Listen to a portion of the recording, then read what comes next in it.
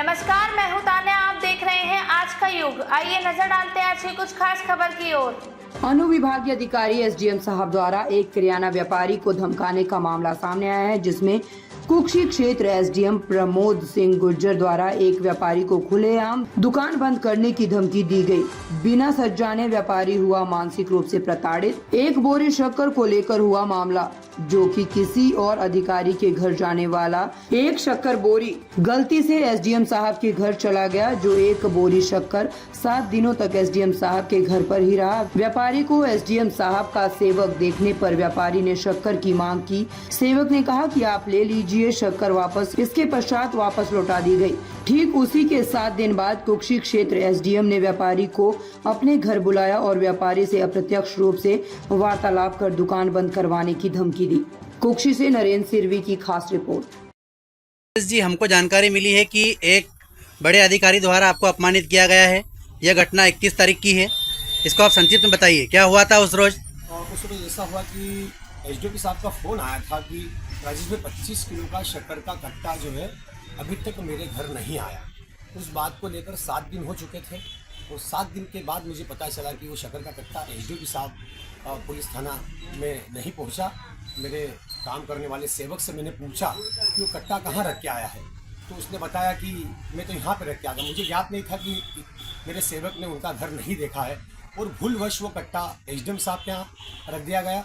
उसके बाद मैंने 7 दिन के बाद बाहर बैठे कर्मचारियों से जानकारी निकाली कि शक्कर का कट्टा आपके यहाँ पे ये मेरा सेवक रख गया था। तो उन्होंने बताया कि हमें कोई जानकारी नहीं है। उस दिन एक चौकीदार वहाँ पे नहीं था, उनका सेवक एसडीएम साहब का सेवक वहाँ पे नहीं था। उसके 7 दिन बाद वो सेवक मुझे सिनेमा चौपाटी पे दिखा। मैंने उनसे पूछा कि मैंने कहा ऐसी बात है, वो शक्कर का कट्टा मेरी दुकान से कोई रख गया था। उसका ये कहना पड़ा, हाँ राजेश भाई, वो मेरे सामने और मुझे ही दे गया था। और मेरा ये कहना पड़ा कि आपको अगर उचित लगे तो वो शक्कर का कट्टा आप मुझे दे सकते हैं। उन्होंने बोला हाँ, आपका सामान आप ले जा सकते हो। बात हो गई।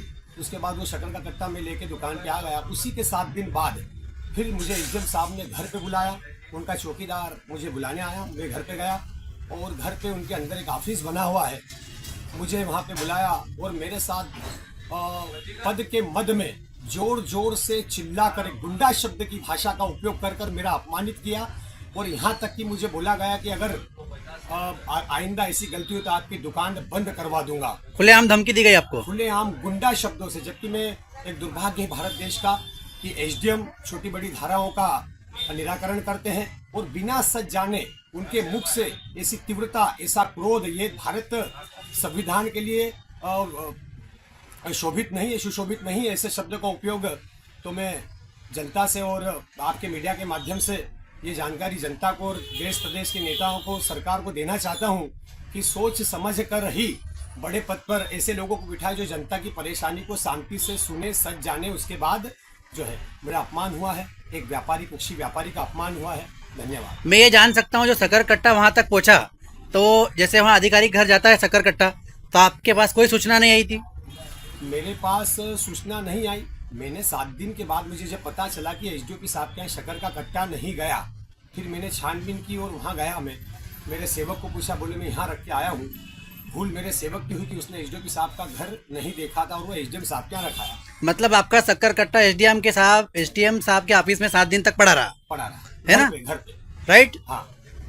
उसके बाद मैंने जानकारी निकाली तो वहाँ पे सही जवाब नहीं मिला। उन्होंने ये कहा कि भाई हमें पता नहीं है। उसके बाद भी एसडीएम साहब ने, उनके बाहर बैठे कर्मचारियों ने उनको सूचना देनी थी कि अब एक व्यापारी शक्कर का कट्टा लेने आए थे, भूल से अपने आ गया था। उन्होंने, कर्मचारियों ने, क्या एसडीएम साहब को जानकारी नहीं दी 7 दिन के बाद। और मैं शक्कर के कट्टे की बात इसलिए नहीं करता हूँ कि कोई बात नहीं, बड़े अधिकारी के शक्कर की कोई बात नहीं, पैसों की कोई बात नहीं है। अगर वो चपरासी मुझे नहीं मिलता तो मैं पैसे की कोई बात नहीं थी। बस मिलने के बाद मैंने एक जानकारी लेने की कोशिश की और उसके बाद मुझे घर बुलाकर बड़ा अपमानित किया गया। ठीक है, धन्यवाद राजेश जी। ताज़ा खबरों से जुड़े रहने के लिए हमारे चैनल को सब्सक्राइब करें और बेल आइकन को दबाना ना भूलें, ताकि हर खबर की नोटिफिकेशन आपको मिलती रहे।